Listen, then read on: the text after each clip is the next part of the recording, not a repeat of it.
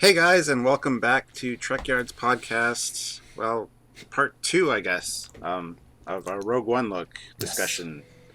As always, I'm Captain Foley. And I am Commander Cockings, and we are in a galaxy far, far away, many millions of years ago, thousands of years ago, a long time ago, but in between the long time goes, because we are again about Rogue One.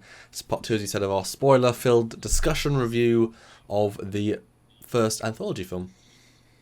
Exactly. And the first one, we talked roughly about all of our positives on it. Mm-hmm. We did mention one or two negatives, Mm-hmm. but this one's going to be focusing on the more of the negative I, aspects that we I think noticed. it's, while we don't want to be down on the movie, we'll look at the flaws. Let's just say negative bits, but the flaws that we see and the problems. Because overall, I enjoyed it as a film, even if it wasn't the sort of film I wanted or even needed. But yeah, it has lots of problems with it. And last time we talked roughly about the story. Where do you want to jump off for this second part, though, Stuart? Well, if you go back and watch the first part, which you should do, we do talk a little bit about the music being a negative, Mm-hmm. not really being impactful, and the character development and the beginning of the movie just kind of being slow and Woefully inadequate, yeah. boring and pedantic. Boring and pedantic.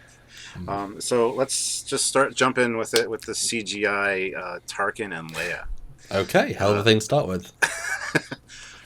I thought it was very cool to see Tarkin, especially his reflection in the glass as the dish is going into the Death Star. Mm. I think that was very well done, but the attention on him that they placed in this film, I think, was unnecessary. It's cool to see him back, absolutely, but there's a little bit of creepiness around the eyes that just isn't natural, and I think a lot of his scenes should have been redone and used Vader instead because Vader was kind of underused. So I think having subtle little glances at him, especially the reflection and stuff, worked beautifully. But the focus kind of on him as a main character, and get such close-ups of him when the CG's just, we're humans. We're used to looking at human faces every day.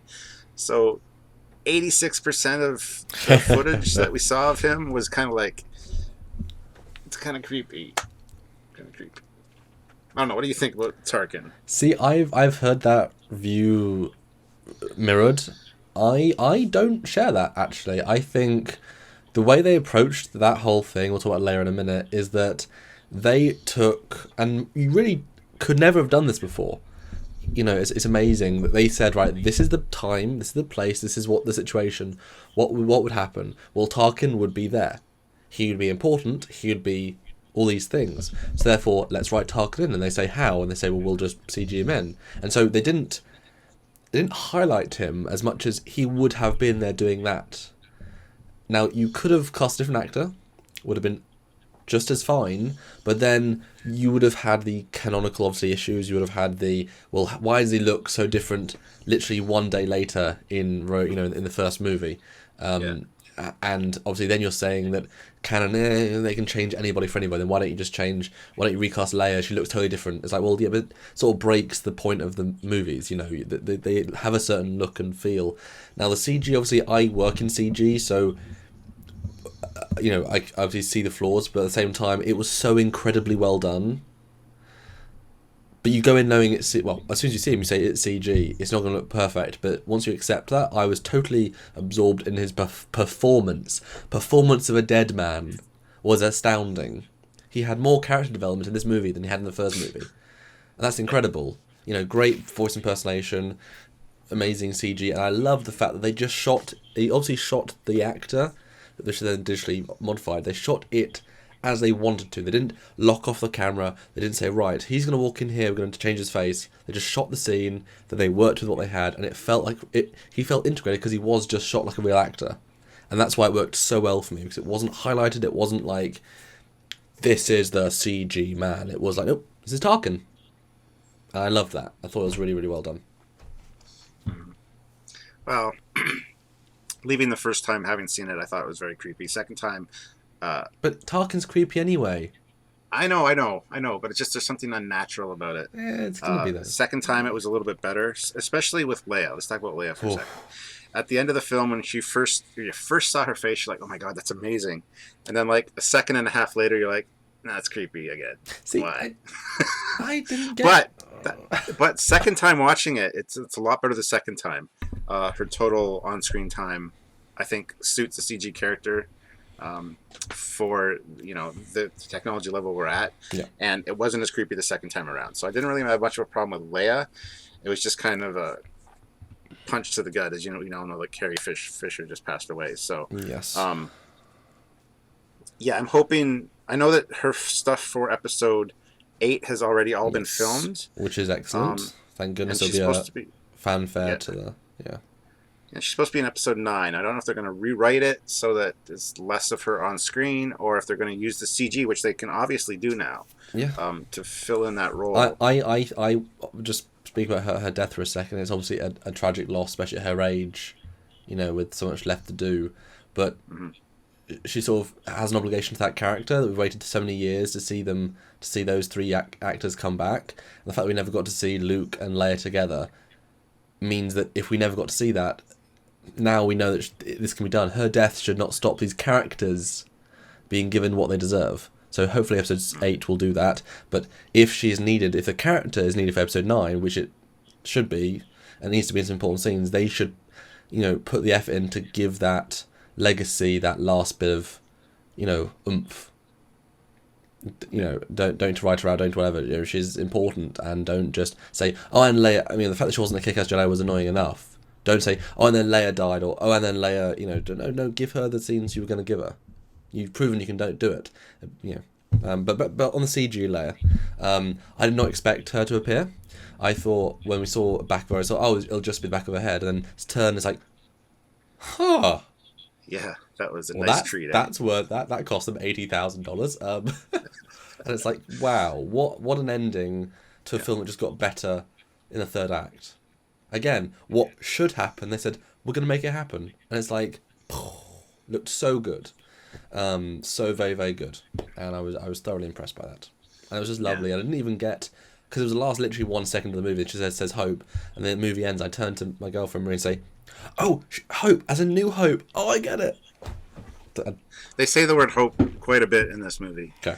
I think it's like 14 times or something. I'm trying to keep count the second time around. But yeah, so the CG is a little bit of a negative for me, but at the same time, it's a positive at the same time. So I was thoroughly impressed. That's good. That's good. Yeah, but I've heard the creepiness factor from a few people, and I kind of have to agree with that. So Uncanny Valley is the big problem. Yeah. I'm sure in 10 years when they re-release it as a special edition, they'll have Tarkin photorealistic and perfect by then, because it's 10 years advancement. So I'm looking forward to that, at least. Now, the events that led up to the Corellian freighter leaving, there's a few lines in Star Wars Episode 4, New Hope, that bug me. Yes. And I'm going to tell you why. Okay. Vader says, several transmissions were beamed to this ship by rebel spies. I want to know what happened to the plans they sent you. And the guy he's choking says, no, this ship received no transmissions. It's true, because they didn't. The other Kalmari ship actually got the transmission, hard copied it, and that got passed from soldier to soldier and soldier right in front of Vader. Which is very impactful and was very tastefully done. It's to the ship as it was leaving. So very cool, very cool. And if you notice in Star Wars Episode 4, when she puts the data disk in R2, it's the exact same data disk. Which it needed to be. This disk was always hard copied, and it was never put in the computers of the ship. So that's cool. Mm-hmm. But some of the things Vader says just doesn't make sense. Okay. No transmissions were beamed to the ship. The fact that Leia says we're on a diplomatic mission to Alderaan, you just left a major space battle. That line doesn't fly for me anymore. It made more sense when we didn't know exactly what had happened just prior.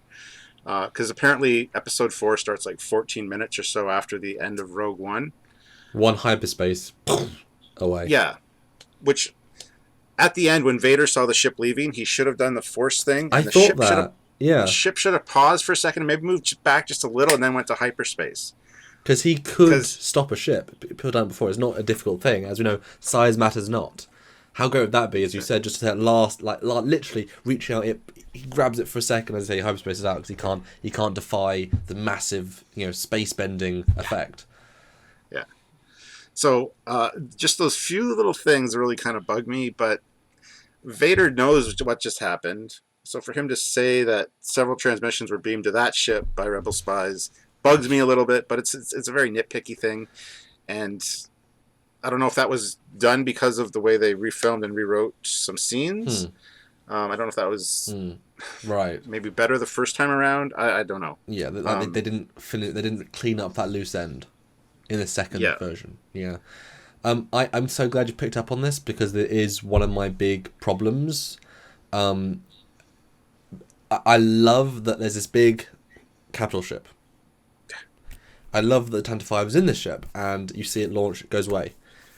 But then, as you said, the start of New Hope doesn't work now for me. The way they combine them doesn't work yeah, because, and Marie and my whole family said, "Oh, it's fine, makes sense." But the fact is, it's literally he's now chasing this ship that he saw leave the capital ship of the rebels. There's literally no doubt in anyone's mind this is the ship with the plans.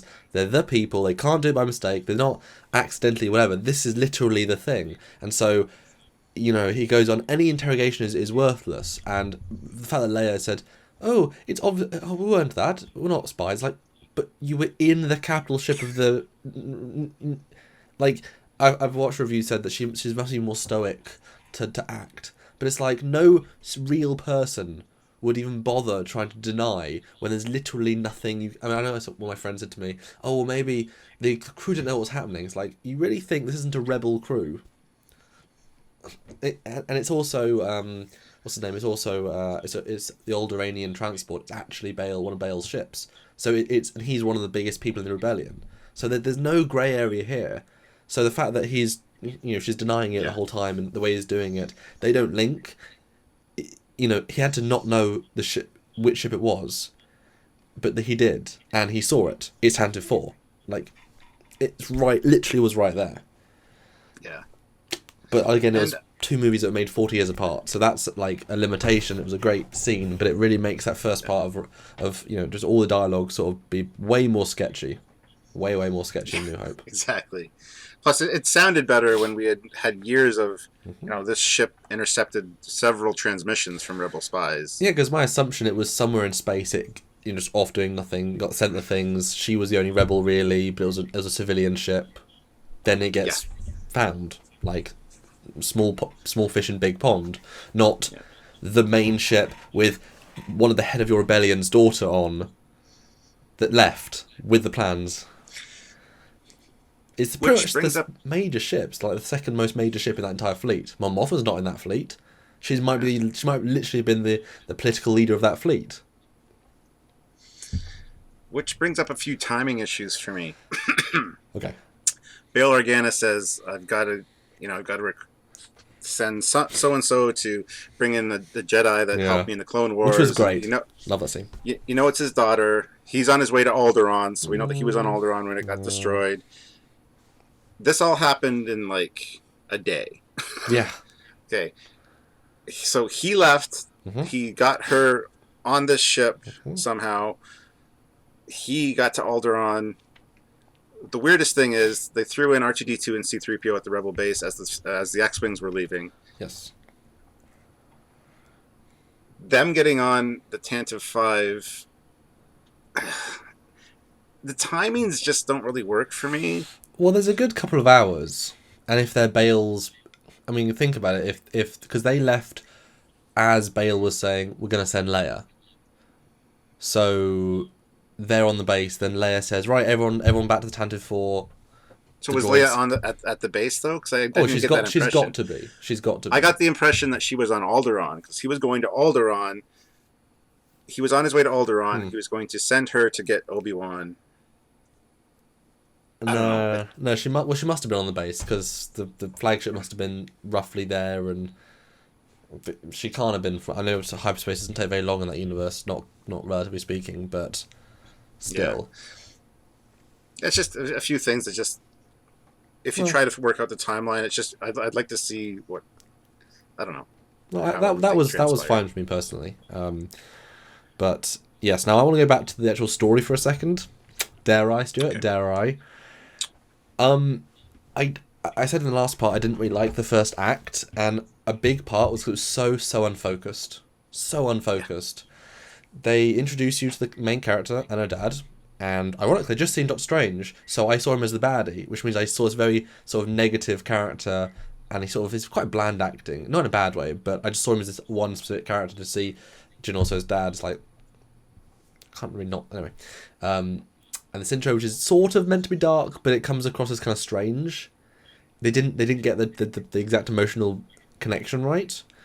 And Mm. then she's in prison, they knock her out, or they take her out, and then we keep swapping to each planet. It's literally 6 planets in 5 minutes, and shows each character, and the whole time I'm thinking, who is anybody? I don't know what's happening, I don't care about anybody, we're not being set up. Oh, planets, but none of them are interesting or worth seeing. And then suddenly they tell us, oh, now the story's starting. I'm thinking, okay, this, but who are these people? Why are these people here? That and I don't. It's just a very strange. It's very unfocused, very poorly paced. That's why when you Mm. finally get them all together, it starts to actually. That's when I think the story. Like I think they should have cut the entire first act out. Personally, all just completely destroy it and just start with them going after the dad, because then you have them all together. It's a rebel alliance focused, or even just the first scene is her getting kidnapped, and now she's in the rebel. Like that would have been a much stronger start for me, I think.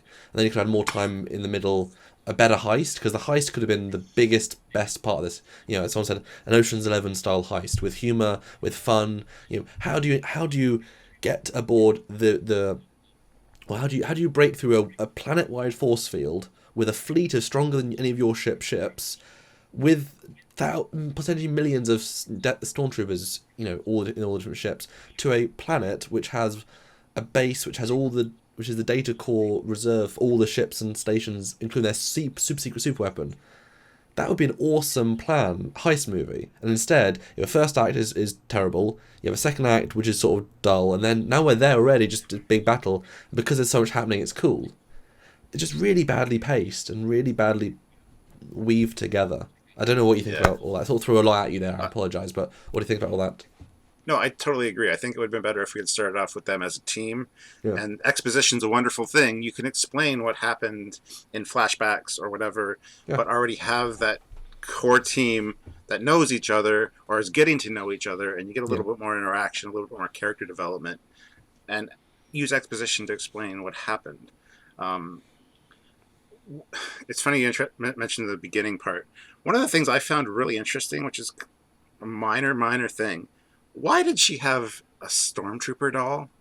This guy obviously hates the Empire. Why would he let his daughter play with this doll that's a stormtrooper? voodoo doll, space voodoo. She's It was kind of odd looking, so maybe they I don't stab know. it every day as part of ritual before night. Galen says, "Now, Jin, take the ceremonial dagger and you stab the stormtrooper, and every night they won't come and find us. Stab, stab, That's stab. Thank you, Jin." well, that makes him way more evil. Awesome, great. Well, yeah. Uh, I mean, what do you think about the pacing? My problems with the pacing and the unfocusedness. I mean, would you know, yeah, the cutting from planet to planet was very jarring. It really took you out of getting invested in anything because you're like, oh, it's something new to pay attention. Oh, what's going on? Yeah, I think maybe starting with the escape, her getting um, yep, rescued, which raises another question.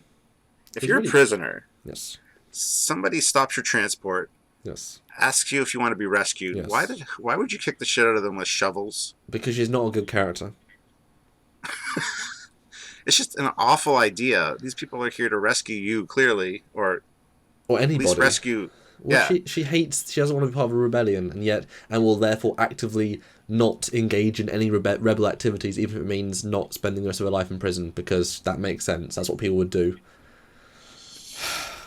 I don't know. I just found that very odd. It Like it, I wouldn't. it just again made me think, and I said in the last part, compare this to Force Awakens. You have, you know, a few seconds of Finn at the start because you know it's the guy, and within Mhm. one scene of him being looking sad, looking destroyed, you get a sense of who he is, and then he Yeah, has a bit of comedy with the dude. They escape, and already by the time he walks through that desert, you're already feeling sorry for him. You care, you're invested. A few scenes, you've got him in. Poe less so, but you love his character because he comes in really strong. Kylo Ren again, character in the evilness, really good character, and this struggling, female who I forgot her name, the main lady in Force Awakens, Oh, Ray. Ray, thank you. She almost doesn't say anything in her entire first set of scenes, Yeah. but seeing her life, seeing what she does, seeing that slow build, you feel for her. Having to eat almost nothing and being cheated by her boss, as it were. It's like you feel for her, and no one in this film you had those connections to, despite seeing the girl losing her parents and being raised and being in prison, and you still don't care, and that's so surprising and weird. Because the tone was wrong. And it makes me then surprised that people say it's the best Star Wars movie when all the characters are so bad and the pacing is so bad, and it confuses me, Stuart. It really does. Yeah, I'm thinking that, like, I think it was a lot of because of the rewrites and stuff. I'm hoping that's why. I would like to know what the original story was. Yeah. And if it was a little bit better character development, because there's things in the background even that are just off and don't explain the story. And even if you look at the trailers, like we talked about earlier, the unused footage, when they're in the city, the holy city, you see rebel pilots being escorted in a line.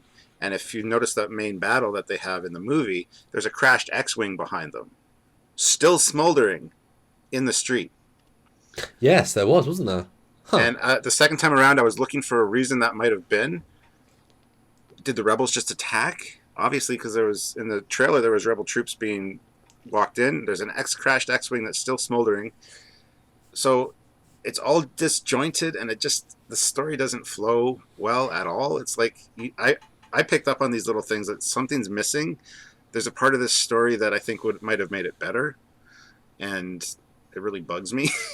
I know it shouldn't. It's probably a little thing, but. And that's not the only instance. There's other instances. One of the early on in the promotion for the movie, there was a lot of this little guy being shown around in magazines and stuff. This is C2B5. He was apparently going to be an important character. Not once is he in the movie, not even in the background. And trust me, I looked for him because I love astromech droids. What happened? What happened there? Maybe they replaced him with the robot who's funny. Because it'd be no, they were both in early stuff. So okay. Maybe I don't know. I don't even know what to say. It's obviously an Imperial droid. Why he's a C2 unit instead of an R2 unit, I don't understand. But I don't know. There's just a lot that's really off. Yeah. So I don't know how else to describe it. It's just a feeling of something's not right. And you felt a disturbance in the Force. Yeah. Comedy. Yes, you're on Trekyards. Thank you. Can I throw another problem I have out to you? Yes. But just the characters in general. I'm gonna throw a couple of little things at you. So first, Sol Guerrera, which I remember the name of. Hey. So sort of passable, generic-y.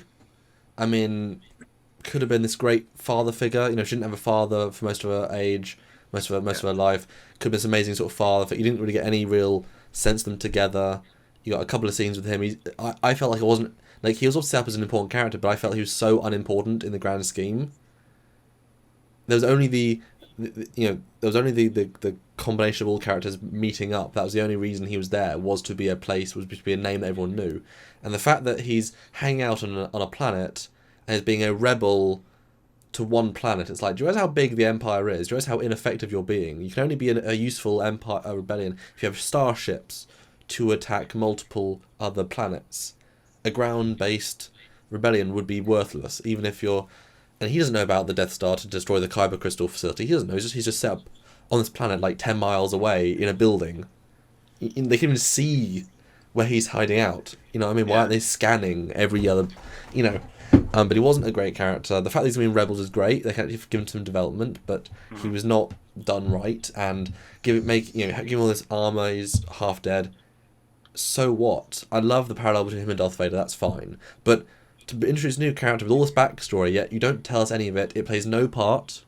To let himself be killed, so commit suicide, even though he's meant to be this hardened warrior, he commits suicide. He doesn't. He's a coward who commits suicide at the end. I don't blame him, but willingly taking a super laser to the face because I can't be bothered to walk away. Okay, sure, fine, whatever. Yeah. Any thoughts on him before I jump off to the next character?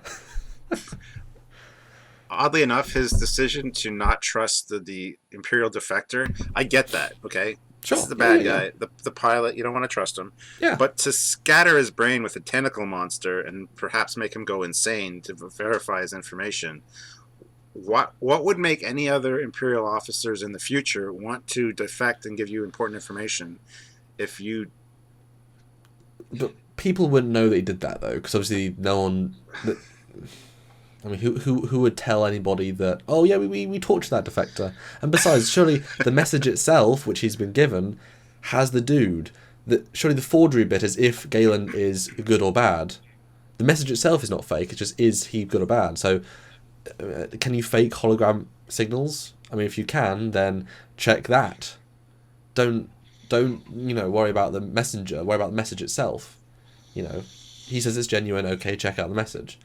Yeah. Well, if he thinks it's genuine, it's not. I mean, and I was trying to give the guy character by giving him, we care about him because he got his brain sucked. It's like, yeah, but do we? Although I liked him more than most of the characters. To be fair, I felt more sorry for him than probably anybody who died, because he was the best and most brave guy of all of them. He genuinely left the Empire, and after being safe, went back into the Empire on this suicide mission. What a brave guy, seriously. And he died and he ran across the field. Like, he was the bravest guy there by hands down. Just an average pilot. And pilots are not warriors, they're pilots. And he was a cargo transporter. Yeah. He wasn't even a fighter pilot, you know what I mean? He was just a guy. Yeah. Most respect to that guy. Back to, what's his name? Sol Guerrera. I almost forgot but I find it interesting that his scenes were all reshot near the end, and he had hair added. Again, decision by committee. Why was that even necessary? I want to see the original footage. I just need to see what originally this was supposed to be, so that I can. I mean, obviously they don't want us to know that. That's why they reshot it. But what was the original vision? Yes, him being a father figure, I think you're right, wasn't explored nearly well enough. I didn't care about him. He just, I don't know. Anyway, that's all I have to say about him. So, what's your next character? Well, he was in Clone Wars, but I didn't even get that far in Clone Wars, and it's like saying, oh, we're going to pick a random Jedi that was in one scene and make them important. It's like, that's great, but don't expect people to know who he is. Now I want to jump right on to the non-Jedi Jedi and his friend. First of all, they could have been completely taken out of the movie. Would have added that while both okay people, they were the most non-useful people in the entire film. You could have taken them because they were just piggybacking on most of the decision to go place to place was they piggybacked on, because reasons. My biggest problem with them is he is meant to the blind guy. Okay, blind, very kick-ass, awesome, great setup, whatever. And then he wants to be good, and he's obviously got a connection to the Force because he can tell someone's lying. He has more to him than what he is. Yeah, and was meant to be a Jedi Guardian, whatever that means.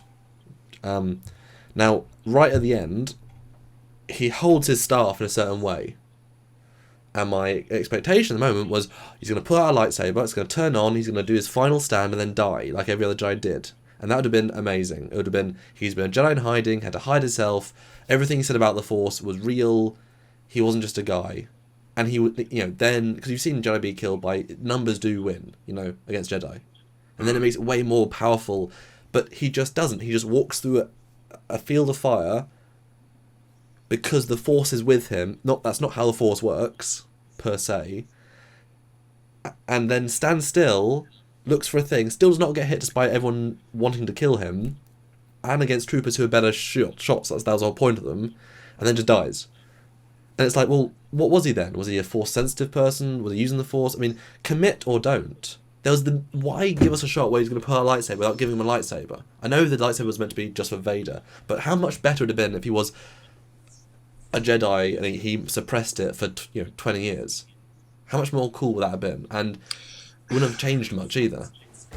You say that, but at the same time, you've seen over the years Jedi's that have been in hiding, even in games like The Force Unleashed, General Coda and stuff. It's really General Order 66 didn't work at all then. There's like a dozen or 2 dozen that survived. It's not a rare thing. Yeah, it would have been interesting to see him do that, but I'm glad that they didn't almost. I didn't want him to be a Jedi. I thought it was interesting that they changed the nature of the Force a little bit to be more of a have faith in the Force kind of thing instead of,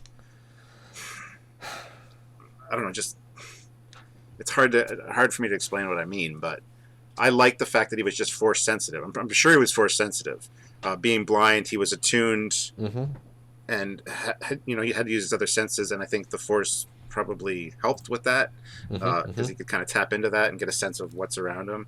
So maybe he was a Jedi without knowing he was a Jedi. He wasn't a trained Jedi, obviously. I mean, there should be no trained Jedi. He was old enough to live in the time of that. So if he was a Force sensitive, he would have been trained. That's sort of the point. In the olden days, every child that was Force sensitive would be taken to the that was known about was taken to the temple and trained. That's the point. If you have the ability to wield the Force, it's your obligation.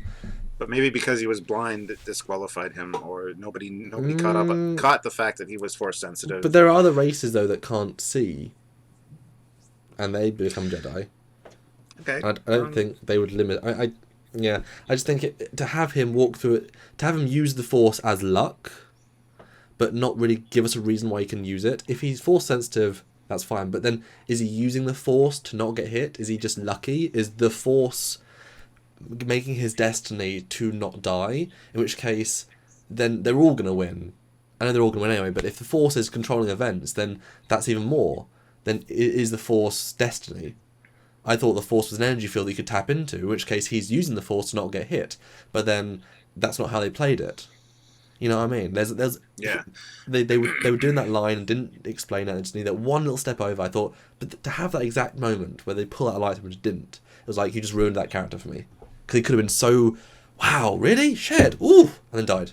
That would have been a last stand. The Jedi that could survive and no, yeah. That's interesting to hear your thoughts on that because I never even considered that. Would have been a cool ending, but. Well, it's in Star Wars Rebels, the Kaden, the Jedi, he spends, before the Empire knows he's a Jedi, he has a lightsaber on his belt in 2 pieces. It doesn't look like a lightsaber, it's just 2 tubes. And so he does all of his missions without a lightsaber. He only pulls it out of the absolute emergency. And I assumed it was the same thing for this, because once you show that, you're the target. And obviously his friend was there just to be the friend. I mean, they were so unimportant, and I just felt they would. Again, I kept thinking if every character is underdeveloped, you take a character out, you can put more development into the other characters. Yeah, but I mean, you have to have a small band of rebels. They did already. Well, like 3 people. If you'd taken those 2 guys out, I mean, K2SO would be 4, I guess. But well, if Sol Guerrero was slightly healthier, he could have gone and died. Yeah. Yeah, there's ways they could have rewritten it to make it better. And I think maybe the initial rewrite or the initial draft maybe did have more character development in that kind of field. I don't know. But that's interesting, yeah. So what do you think about, I think Krennic was the name, the guy that was building the Death Star? I liked him a lot. I had no problems with him. I thought he was a fantastic Imperial officer. He had ambition. He wasn't a complete and total asshole. I mean, he had that British niceness, I guess. I like the British. That fake niceness that we all have. Yes. I felt bad for him at times when Tarkin was kind of taken over, and interestingly enough, in Star Wars 4, A New Hope. Happens to us all. When they're sitting at the table discussing things, there's an empty seat, which they say is now his seat, which Although in It's the real movie, interesting. they probably the extra didn't turn up or something. I mean, Yeah. that's not. Well, there was like two empty seats, but it was just interesting to just imagine him in that That's what we scene do. now. We But retcon and we decide other things and try and put it together. yeah. Oh, overall, I liked him. I like the look of him. He tied in with a lot of the expanded universe stuff, with just the way his uniform was, the cape. Oh, sure. It Yeah. was very nice. I liked seeing the white uniform. I thought it looked Yeah. fantastic, and it was a real contrast between the grays and the Yeah. blacks. And overall, as a character, I loved him. I wish he wouldn't have died, to be honest. Yeah, I thought he was a bit flat, but that's not a bad thing, and only a smidge, because he's playing a military officer. Military officers don't obviously have, oh my god, or like there isn't that, you know what I mean? Hmm. So Hmm. that's his character, which is why it's fine. I love that we saw him younger at the start, and there was did some CG slash good makeup because he did actually feel older in the two little time gaps. He should have been. He was when you this movie was a great look at the Empire as a culture because we actually got to see scenes on the Death Star without an emergency. You know, just Hmm. people doing their own thing, and him. We even saw them on Coruscant once in a flashback, which was great. These people have been born with this pre-culture that gets changed. They all think it's for the right reasons.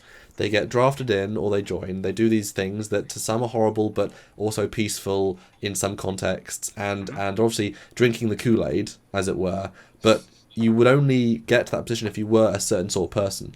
A bit crazy, a bit manic, a bit... he obviously hasn't got much respect for human life, but he got to that position. And so see someone with so much power be that sort of person was interesting, and yet he had that. I think he genuinely liked Galen. I think he was genuinely friends with him, and obviously from his perspective, he was not necessarily the good guy, but he was just, I'm doing the right thing for the galaxy. Galen, what the hell, man, dude? I took you to a hockey game. Come on, we hang out. I love your family. I love that dynamic. I thought that was really sweet. So he gave him that human level. He was just another one of the cogs, but he was like the best representation of that. He was ambitious, hardworking, respectful. He went all the way to Vader. He went to the last remaining Sith Lord, or the only other Jedi. Because if he's that high up, he would know about the backstory of Vader, at least to some extent. He was there when the Empire, he was there when the Jedi's got killed. You know what I mean. So ballsy and very strong, and although at the end, I don't know. I'd just leave if I was him. I wouldn't, piss around.